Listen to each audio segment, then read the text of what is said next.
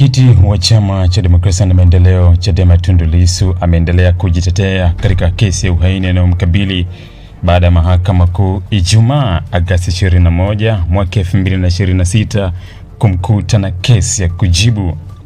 Katika maelezo yake, Lissu amerejea historia yake ya muda mrefu katika harakati za kupigania haki, demokrasia na maslahi ya wananchi, akieleza kwa safari hiyo ilianza tangu alipokuwa mwanafunzi wa shule ya sekondari.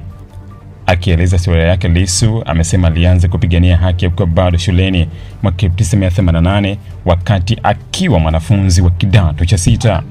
Amesema wakati huo alisimama kutetea wanafunzi wa kidato cha 4, jambo ambalo lilimfanya akumbane na hatua za kinidhamu na hata kutishiwa kufukuzwa shuleni. Amesema mwaka 1989 hadi mwaka 1990 alijiunga na jeshi, kipindi ambacho Tanzania ilikuwa inaanza kuelekea katika mfumo wa vyama vingi vya siasa. Kwa mujibu wa Lissu, wakati huo majeshi yalikuwa yakihusishwa kwa kiasi kikubwa na CCM, na anaamini baadhi ya athari za mfumo huo bado zilikuwepo ndani ya baadhi ya vikosi, akitaja kikosi alichokuwepo mkoani Mbeya. Lissu amesema baadaye, wakati wa utawala wa rais wa zamani Ali Hassan Mwinyi, alikuwa miongoni mwa washuhuda waliohusika katika tume ya Jaji Francis Nyalali iliyochunguza suala la kurejeshwa kwa mfumo wa vyama vingi nchini.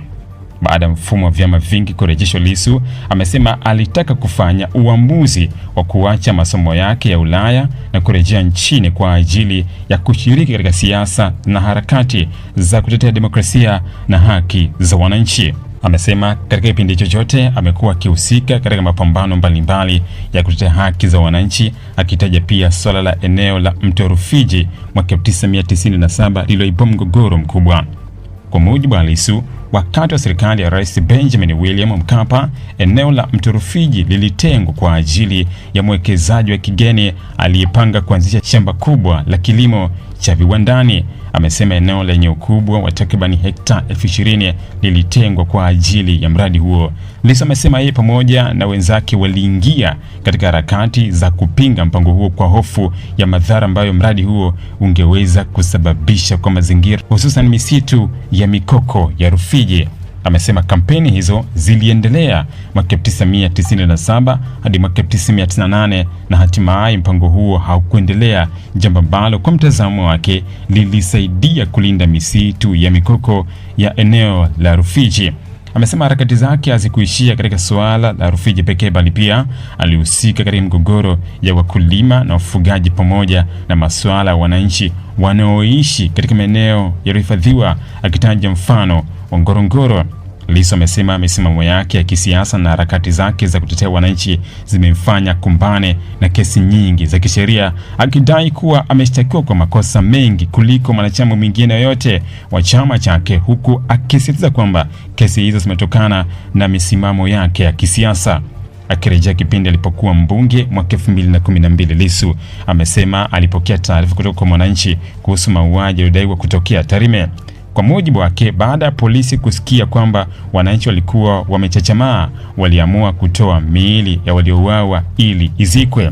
Lissu amesema alikwenda Tarime na kufika katika chumba cha kuhifadhia maiti usiku huo kwa lengo la kushuhudia namna miili hiyo ilivyokuwa ikitolewa. Hata hivyo, amesema akiwa katika eneo hilo alikamatwa na kwamba sare aliyokuwa amevaa ilichanwa kuanzia mikononi hadi chini.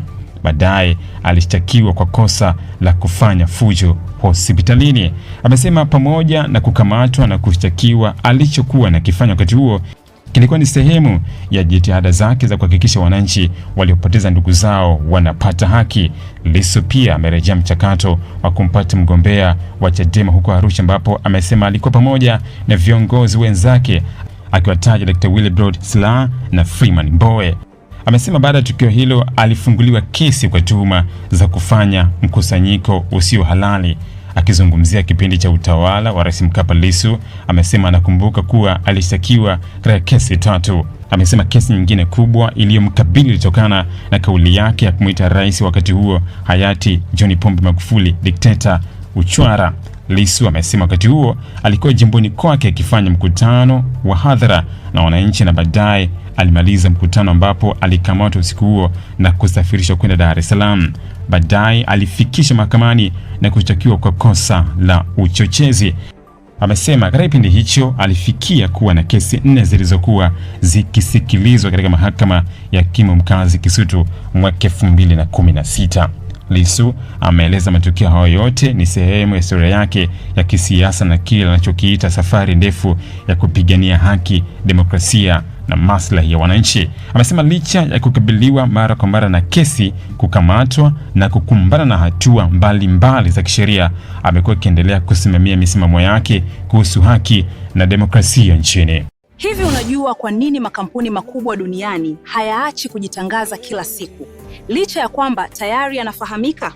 Sasa kama una biashara au kampuni lakini hujitangazi, customers wapya watakujua vipi? Na bila advertising, unategemea kukuza mauzo yako kwa njia gani? Ndio maana Global TV tunakupa nafasi ya kuitangaza biashara yako kwa audience kubwa ndani na nje ya Tanzania kupitia mitandao yetu ya kijamii. Advertising kupitia Global TV inaongeza brand visibility yako, inakufikisha kwa customers wapya na kuongeza nafasi ya bidhaa au huduma zako. Na habari nzuri zaidi, bei zetu za matangazo ni rafiki. Iwe una biashara ndogo, ya kati au kampuni kubwa, kuna nafasi inayoweza kukufaa. Usiache biashara yako isubiri kugunduliwa. Ipe visibility inayostahili. Anza kutangaza nasi. Wasiliana na Global TV leo na tuipeleke brand yako mbali zaidi.